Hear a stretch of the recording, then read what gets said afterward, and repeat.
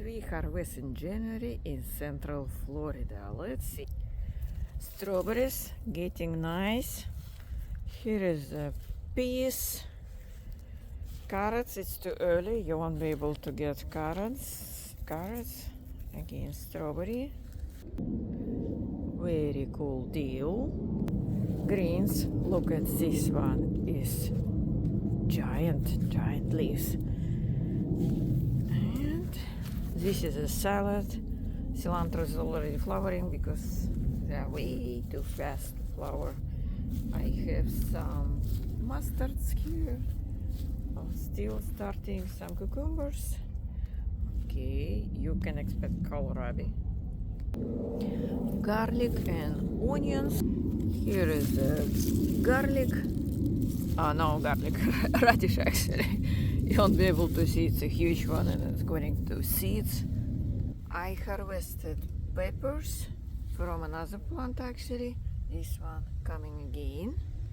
Here are radishes which I'm waiting to go to seeds because this is a good variety. I harvested some tomatoes. Here is my watermelon. Yes, I did harvest watermelon in January. I had one blueberry bush which was started to bloom in November, and I started to harvesting these blueberries in January. But my other varieties is still not even close for harvesting. Some of them only starting to bloom in January after we had cold spell. But kohlrabi for sure, this one is ready. You can harvest in January. This is how I grow radishes. This is my basically composting. I'll put whatever I have green stuff and do layers with soil and just plant something on top, something fast. And fast is actually will be radishes, and some of them are ready actually. Some varieties didn't actually do very well. There are some of them. So let me recap what I harvested in January. Peppers, tomatoes, strawberries, blueberries, watermelon. Yes, it's actually unexpected, but watermelons actually quite cold tolerant, what I found out. And I didn't get any disease, nothing on them actually, but they are struggling to get huge size of watermelon, so size will be much smaller. Peas, any kind of greens, radishes, even cucumber I had. Zucchinis, I got one zucchini. My plant died right after getting me one zucchini. And I even harvested figs. Figs I harvested only because they are kind of evergreen in Florida because we have such a high temperatures. And keep in mind, a lot of people will tell you when to plant.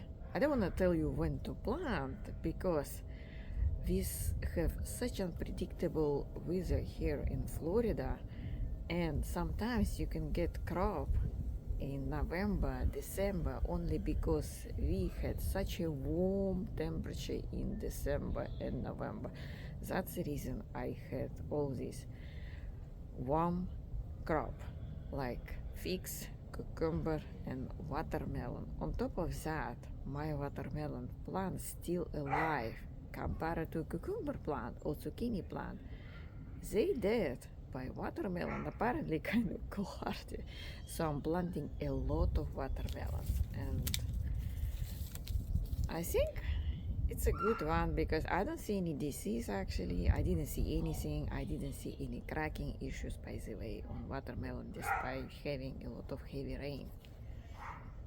And if you want to grow any greens when you saw on my video, just go to pinned comment and grab that guide and go take a look on my February harvest and March harvest, and I hope I will keep going with my harvest series so you know what you can get in such months, because you have a lot of videos about when to plant, but you don't have that many videos what exactly you can harvest. And if you want to be self-sufficient, this is exactly what you need to know. Which month what crop you can get. And by the way, I don't know if you notice, but I don't have any beans. I have only peas, but not beans, because all beans will be just done because of frost. And for me, it's quite difficult to to, to protect them from frost in vertical planters.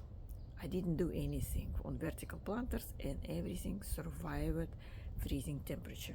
I have some beans there, but it was like one or two pockets, and obviously they were dead after all these cold temperatures. But peas actually, to my surprise, surviving even 20 Fahrenheit on ground level. Those peas actually survived 20 on ground level. And my goal to have less maintenance yard, less maintenance garden. I don't want to go around and keep wrapping and protecting from frost. For example, can you realize that watermelon actually goes on ground level, and it's much easier to protect from frost compared to tomatoes? It might not get you a lot of fruits, a lot of crop, but maintenance wise it's very easy, because once they go on ground level, you simply put some fabric on top of it, trying to make it prop so it doesn't touch leaves itself, and you're done. My watermelon's still fine and it's blooming and it's ahead of anything else. Here is my watermelon actually. This is composting bean actually. And but they are very behind. And I even have protecting guide as well. How I protect my plants, what went well, what didn't work well. And you don't need to guess actually what to do.